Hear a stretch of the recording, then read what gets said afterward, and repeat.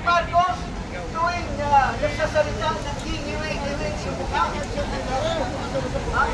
Nauutal. Kasi produkto na yan sa pagtuturugan niya. Kung saan bang bansa na mayroong ating na Pangulo. Ang Pilipinas lang, tayo na ngayon ang pinaka-urang na bansa sa buong ASEAN. So, ako po'y nananawagan sa inyo, magsama-sama tayo, magkapuklod-puklod po tayo para ipagpatuloy itong hinahin natin na ating manawagan ng ating mga mahal na mga pulis, mga military na mag-isip-isip na sila kasi wala na talagang patuluyan ng ating bansa. Mahuhulog na tayo sa bangin kung ilang araw pa mananatili itong Marcos Bangag dyan sa Malacanang, mga kababayan. So, okay ba tayo? Panigilig! Marcos resign! Marcos resign! Ikulong! Aristuhin!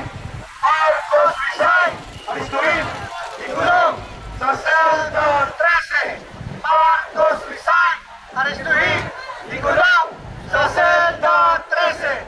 Marcos resign! Aristuhin! Ikulong! Sa Selda 13! Pag hindi pa siya sumuko, si Marcos ang panawagan ng taong bayan, baka gusto mong itukhan ka pa! Kaya ang panawagan, itukhan! Itukhan! Si Marcos Jr. Itukhan! Si Marcos Jr. Itukhan! Itukhan ha? Wala po. Hindi po totoo na may tukbang. Tukhan po yun. Iba po yung tukbang. Tukhan po ha? Iba ang tukbang. Ang tukbang ay tuktok. Pag-iba. Tawagin natin si Bagger Joe Arandia bago kay Gof Prosperos na. Joe Arandia, nasaan ka na? Sumuko ka na bago si Marcos. Ayan na si Joe Arandia.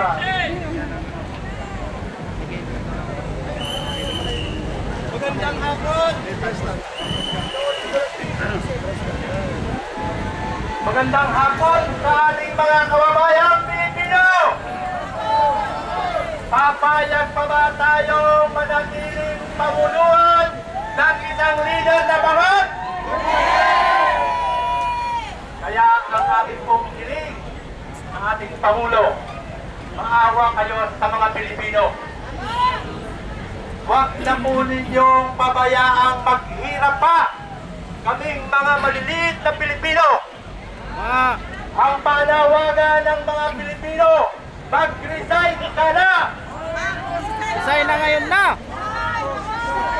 Iniiwan ka na ng iyong kabinete! Mag-isip-isip ka na! Mag-sikpit-sikpit ka na! Marcos resign! Marcos resign! Marcos resign! Marcos resign! Marcos resign! Kaya muli, ating Pangulong Bongbong Marcos, maawa ka sa aming mga Pilipino. Marami na naghihirap. Kaya, pinananawagan ng mga Pilipino na bumaba ka na sa iyong pwesto. Maraming salamat mga kababayan, mga vlogger.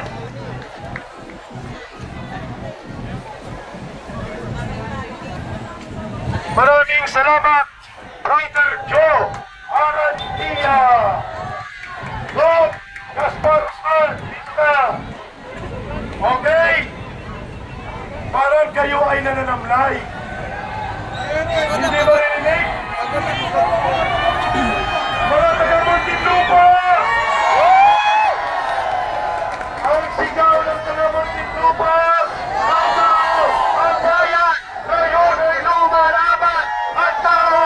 Ang bayan! Ngayon ay lumalaban! Ang tao! Ang bayan! Ngayon ay lumalaban!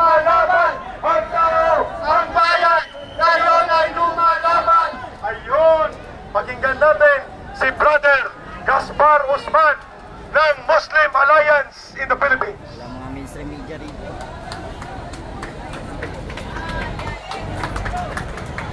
Allahu Akbar! Allahu Akbar! Allahu Akbar! Allahu Akbar! Allahu Akbar! Maraming salamat. Alam niyo, nandito po kami, nagaling sa Mindanao, para sumama sa mga problema na katalsikin, pababayin natin ang presidente na Bongbong Marcos. Bakit po natin hinihingi? Alam ninyo yung pinalabas ni Maharlika na video nagsihingot ng cocaine.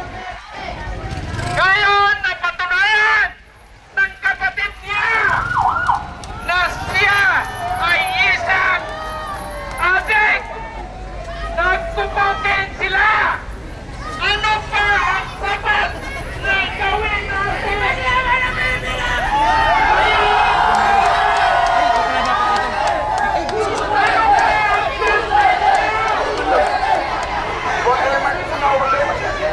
Panalo na tayo. Nakikita natin huwag kayo magkakit.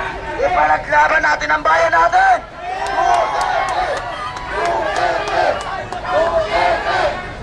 Lahat tayo na pumunta dito, bawat isang malingay. Ipapakita natin ang galit natin sa Marcos na may bumi sa pet. Saan ngayon ang flood control? Huwag kayo magkakit. Kaya nandito tayo para ipakita natin ang bawat nilay natin ng mga Pilipino. Kay Martin Romualdez. Huwag kayo matakot. Huwag kayo matakot. Talagang manalo na tayo. Magsalita na si Santos. Magsalita na si Santos. Sabi nila,